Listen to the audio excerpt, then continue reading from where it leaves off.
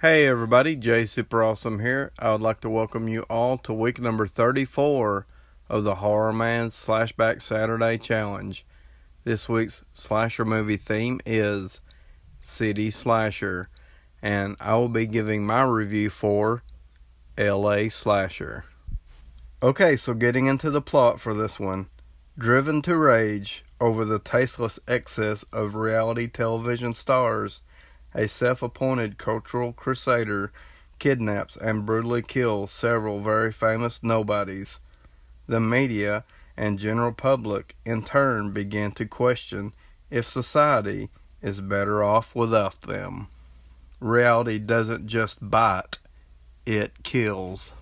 Okay, so getting into my thoughts for this one. With this week's SlashBack Challenge theme being a city slasher, I chose to review LA Slasher because this movie is all about that glamorous LA lifestyle. So this movie is basically about the rich or a more uppity class of people who live a privileged lifestyle, celebrities or people who want to be celebrities themselves, or just people who hang out with celebrities, people who have no moral value for anything in their life, even when it comes to something as simple as having a basic conversation with a friend, ends up with them just trying to one-up each other. And they are just lost in their ways. They think it's cute. They think it makes themselves look cute to talk down to people and to treat people the way that they do. They think their actions have no consequences. Well, we have a killer who is stepping up, and he's tired of this Hollywood glamorous lifestyle. He starts to stalk and hunt victims down and kill them one by one. He kidnaps victims. He tortures them. He humiliates them. This movie is very artsy. There's a lot of social media stuff throughout this movie. There's text messages that are popping up all over the screen. Some of them are even by the killer. The killer is posting videos as to what he's doing. The public is responding to these videos, and he more or less has the support of the public. There's a journalist who interviews people who are passing down the street, and the majority of these interviews are also in support of the killer. So you sort of have a desensitized society that is backing up a killer. So this is definitely a movie that wants you to root for the killer. With all the people in this movie, nobody cares anything about what's happening to the victims. And as a viewer, I also didn't care about what was happening to any of the victims, because we are quickly introduced to these characters. It is bouncing from one character to another. We just learned that these people are a certain way and they are going to get killed for it.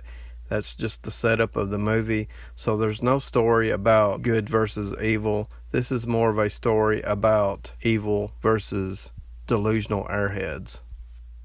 I mentioned briefly that this movie was very artsy, and I feel this way because, in my opinion, this movie looks like a 86-minute long music video, the way it was shot and filmed, and also with the use of music throughout its runtime. There are certain segments in the movie that the score seems to work pretty well. It's setting the right mood and the right tone for what the movie was needing. Then as the movie progressed and moved along and was heading towards the climax of the movie, maybe the last 20 to 25 minutes, there was getting to be more music that had singing. So they had completely cut out all the dialogue amongst the characters and even the killer, and you just had this music that had the singing. And it really took me out of the movie because it wasn't matching up with what was happening on screen, and I just didn't really like the way they used music for this movie. Okay, so now I'm going to talk about the cast of characters we have in LA Slasher. And this is not something I'm going to get too deep into because I have already described what kind of characters we have in this movie. I wanted to briefly mention that when we're introduced to each and every one of the characters in this movie, it prints up their label on the screen. So everybody is labeled. For example, if a girl is a actress, it prints up actress on the screen. If she's a stripper, it prints up stripper. If she is a journalist, it prints up journalist. We have Bautista and Trejo in this movie. They're drug dealers, so it prints up drug dealers on the screen. as we are introduced to them. And speaking of those guys, I thought some of their scenes were some of the best scenes within the movie, and definitely a bright spot for this film. And I also thought overall the acting was pretty good in this movie. Okay, so now I'm going to talk about the most important part of a slasher movie, that is the killer and the kills. And I had mentioned before that this is a movie that really wanted you to root for the killer.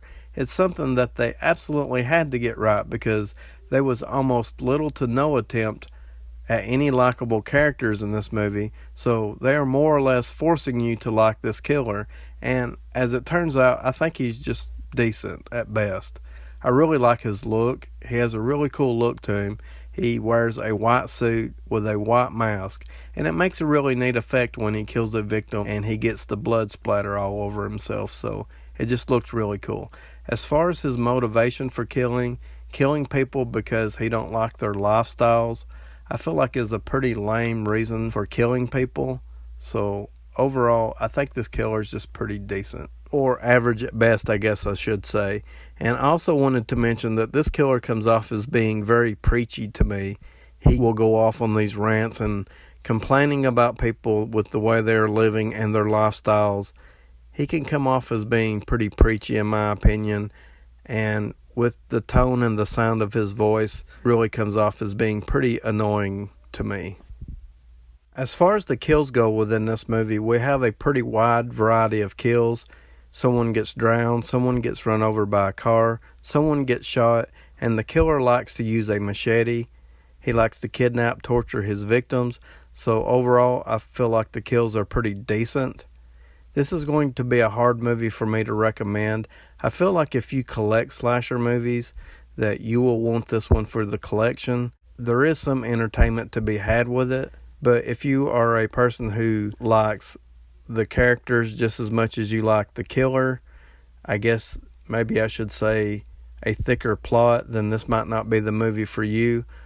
Overall, I'm going to give this one a 5.5 out of 10. Please like, subscribe, comment below. Let me know if you have seen LA Slasher, and I would like to thank you all for watching.